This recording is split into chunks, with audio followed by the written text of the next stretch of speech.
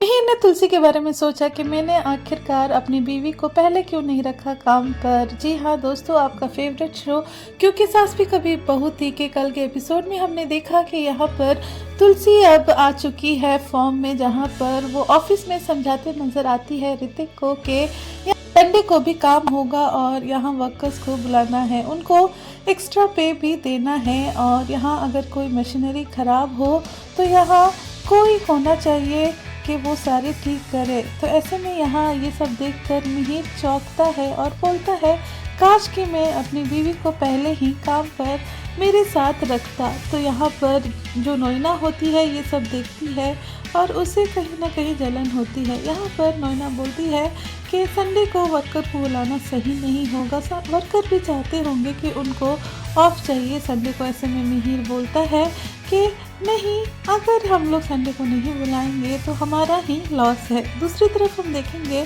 कि नोइना ने यहाँ डिवोर्स का पेपर यहाँ तुलसी और मिहिर को भेज देती है एक दूसरे के लिए। वहीं यहाँ पर तुलसी हैरान हो जाती है डिवोर्स का लीगल नोटिस देखकर। वहीं यहाँ पर मिहिर यहाँ नोइना से पूछता है कि क्या ये सब तुमने किया है। तो ऐसे में नोइना बोलती है कि हाँ मैंने किया है। अब मुझे पता है कि तुम भी यहाँ पर डिवोर्स ही चाहते हो, तुमने मेरे कहने पे MOU साइन कर दिया और मैं जानती हूँ मेरे कहने पर तुम ये डिवोर्स पेपर्स भी साइन कर दो। यहाँ नोइना चेहरा देखती है मिहिर का और पूछती है क्या तुम यहाँ खुश नहीं हो? तुम्हारा चेहरा देख के तो लग रहा था कि तुम ये एक्सपेक्ट ही नहीं कर रहे थे। मैंने यहाँ पर लीगल नोटिस इसीलिए भेजा क्योंकि यहाँ पर पता नहीं तुलसी अभी आमने सामने है, सब चीज़ें हो जाएंगी, पता नहीं कब गायब हो जाए तुलसी, ऐसे करके मिहिर से बोलती है।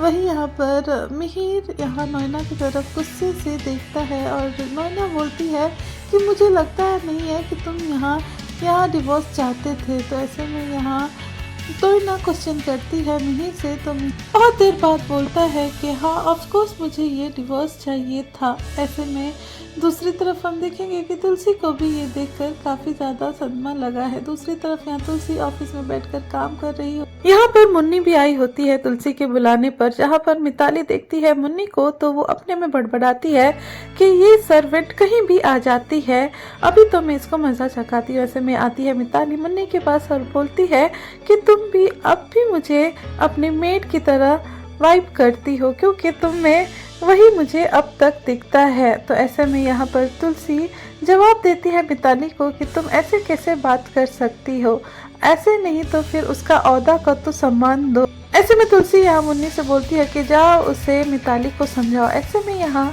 मुन्नी समझाती है मिताली को कि कोई भी IAS ऐसे नहीं बन सकता है, उन्हें 22 से 24 घंटे पढ़ाई करनी पड़ती है तब जाके यहाँ हम IAS बनते हैं। मैंने यहाँ पर फैशन और इस सब में ध्यान नहीं दिया, मैंने बस अपनी पढ़ाई में ध्यान दिया है ताकि मुझे यहाँ पर सक्सेस मिल सके। ऐसे में यहाँ पर मुन्नी ये सब जवाब देती है। दूसरी तरफ हम ये देखेंगे कि यहाँ मिहिर आते हैं और मुन्नी को बोलते हैं वाह मुन्नी तू तो IAS बन चुकी, मुझे तो गुस्सा आ रहा था जब तू घर छोड़कर गई थी, लेकिन अब मुझे अच्छा लग रहा है क्योंकि तू पढ़ाई के लिए और नाम कमाने गई थी, तो मुझे आज बहुत अच्छा लग रहा है तुम्हें IAS के पोस्ट पर देखकर। दूसरी ओर हम देखेंगे कि मुन्नी वहीं रहती है तो यहाँ मिताली फिर से बोलती है कि मुन्नी तुझे बहुत काम होगा, फिर तू यहाँ पर क्यों है, तेरा कोई रिश्ता भी तो यहाँ नहीं है। ऐसे में यहाँ पर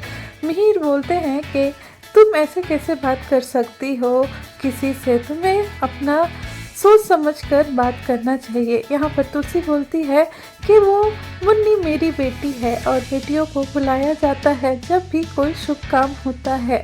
ऐसे में यहाँ पर तुलसी बोलती है मुन्नी से कि तू जब भी चाहे आ सकती है और मैं जब भी बुलाऊं तब भी आ सकती है और यहाँ पर आने के लिए तुम्हें किसी की इजाज़त की ज़रूरत नहीं। फिर यहाँ पर होती है एंट्री मुन्नी के फियांसे की, जहाँ पर मुन्नी के फियांसे आता है और यहाँ पर तुलसी माँ के बारे में बोलता है कि तुम यहाँ अपने तुलसी माँ को ज़्यादा प्रायोरिटी देती हो ना, तो यहाँ पर तुम बताती क्यों नहीं कि मैं कौन हूँ। ऐसे में वो बताती है कि ये मेरे फियांसे हैं। ऐसे में यहाँ तुलसी बोलती है कि अरे मुन्नी, तूने कभी बताया नहीं। ऐसे में यहाँ पर मुन्नी बोलती है कि मौका ही नहीं मिला।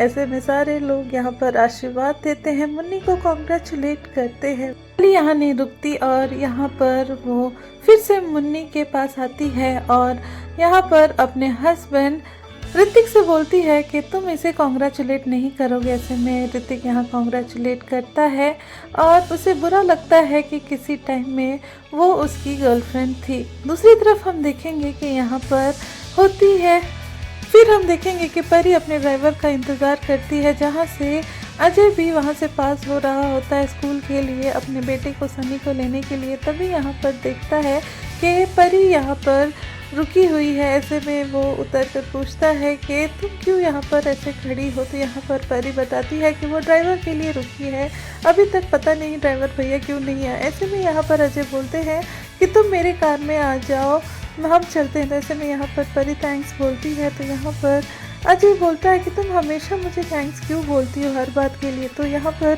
परी बोलती है कि मैंने जो कुछ भी तुम्हारे साथ पहले किया है वो सही नहीं था। तो यहाँ पर अजय बोलता है कि मैं सारा बात भूल चुका हूँ और आगे बढ़ चुका हूँ, और मैं ये सब इसीलिए नहीं कर रहा हूँ कि तुम मुझे बार बार सॉरी बोलो। यहाँ पर परी ये भी बोलती है कि उसकी माँ के लिए उसने काफ़ी ज़्यादा किया है, फैक्ट्री में भी काम स्टार्ट करवा दिया, इसीलिए वो बार बार थैंक यू करती है। ऐसे में यहाँ पर अजय बोलता है कि तुम कार में पीछे बैठ जाना, मैं आगे बैठ जाऊँगा और चलो। ऐसे में दोनों साथ जाते हैं अपने बच्चों को स्कूल से लाने के लिए। तो दोस्तों, आपको कल का एपिसोड कैसा लगा कमेंट करके ज़रूर बताइए, और आप मेरे चैनल पर नए हैं तो चैनल को सब्सक्राइब ज़रूर करें। वीडियो अच्छी लगी हो तो लाइक करना ना भूलें ऐसी और अपडेट्स के लिए।